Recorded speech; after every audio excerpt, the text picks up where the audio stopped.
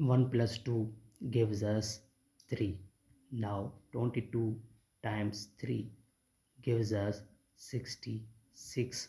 Finally 66 divide 66 gives us 1.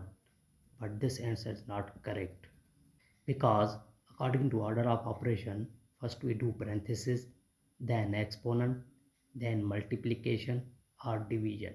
After that, addition or subtraction. Remember that multiplication and division have equal priority. Work from left to right. Same applies addition and subtraction.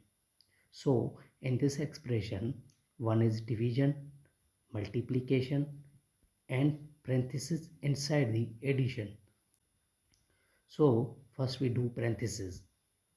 66 divide 22 times 1 plus 2 gives us 3.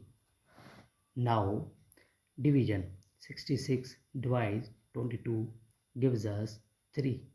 Now 3 times 3 gives us 9. This is a right answer.